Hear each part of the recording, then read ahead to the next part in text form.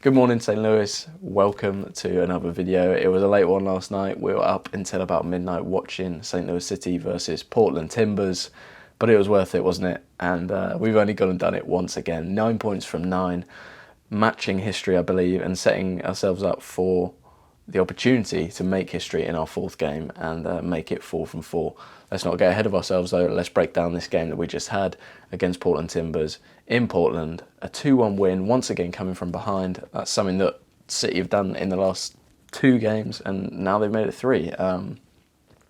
It was a pretty impressive performance, and like I've been saying before, coming from behind is something that shows that there's squad depth, there's determination, and there's belief in the system and the way that we are setting up and playing. And Bradley Carnell's clearly implementing and fostering a good team spirit within the camp, and it's there for everyone to see. I think people across the nation, across the league, are waking up and seeing the new kids on the block are making some moves, and it's a great feeling.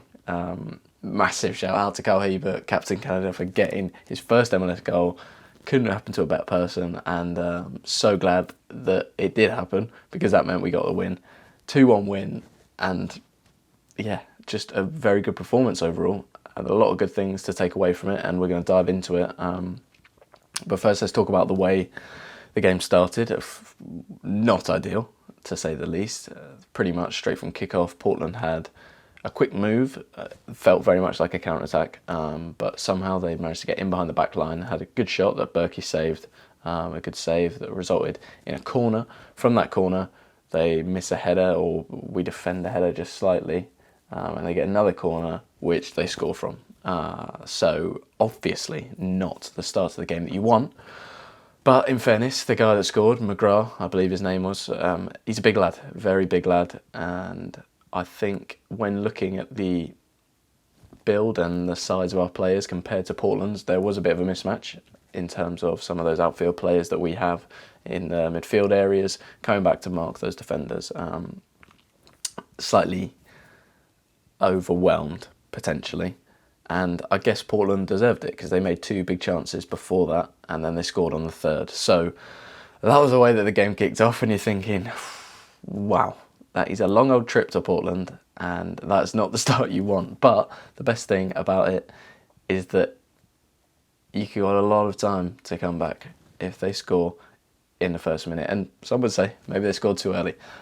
So that is the way that the game kicked off. But from that, I think that City really played themselves into it, and they had a lot of possession.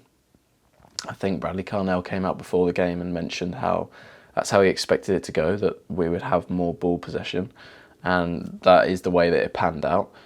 At the beginning, we weren't doing much with that possession. We were sort of just holding it at the back, and then when it got forward, it was sort of breaking down in those areas where you want it to stick a bit more. But as the half progressed, we developed a bit more and started creating some good opportunities. And then in about the last 10-15 minutes of the half, I'd say that's when City were at their peak and connecting some passes. You were seeing it a bit more in the final third. There were some nice 1-2s on the edge of the box, linking up around the Portland players and getting ourselves in positions where you could take a shot or potentially play a good final pass. It was falling down and breaking down up until just before half time, when Nowinski gets it in the right back position. Rasmus Helm makes a good run down the line, slides him in, great pass right down the line. And you're thinking, that's good, we're in behind. Not really sure how this is going to result in a goal, but because he was already in behind the back line, he managed to play sort of a cutback. I think Klaus just misses it. It probably hits his studs maybe a little bit, makes it bounce up. And Stroud is just coming onto it from probably about the penalty spot and tucks it away to make it 1-1 before half time. And there is no better time to score than before half time. And it was 1-1. The spirits are lifted, you're back in the game, and you're looking at that and thinking, right, we've dominated the half. Well, of course, Portland had some opportunities, but possession-wise, stats-wise, I think St. Louis dominated the half. You're drawing, you're away from home, and you're on the comeback. And clearly at half-time, there was a lot of confidence within the team, because coming out for the second half, City started really strong. And you could see that the possession was worthy possession. It was making things happen. Those little 1-2 passes were turning into 3 or 4 player interchanging and going forward with that possession and making opportunities. And it started to feel a lot more like City's game than Portland's game.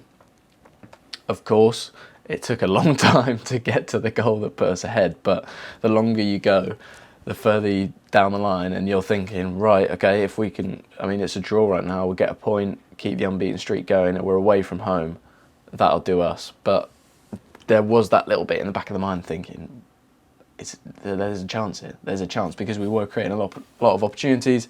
There was a lovely piece of play that Klaus managed to eventually slip in Rasmus Elm behind the back line, and to be honest, should have done a lot better with the opportunity he had.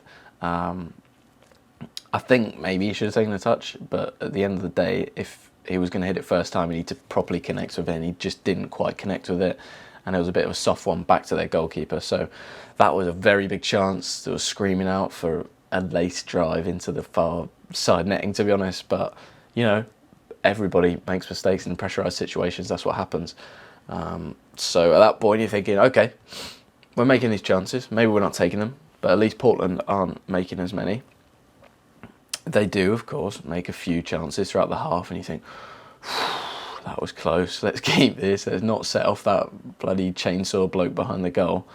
And then I think around the 80-minute mark we get a free kick, probably about 35 yards out on the right flank. Maybe 5 minutes before, we had one in a very similar position, and Lowen put a ball in deep. It was a hard one, so he had to go high, deep, in behind the back line. And their keeper came out and was struggling for it. He only just got to it, I think, or maybe didn't get to it and the defender cleared it.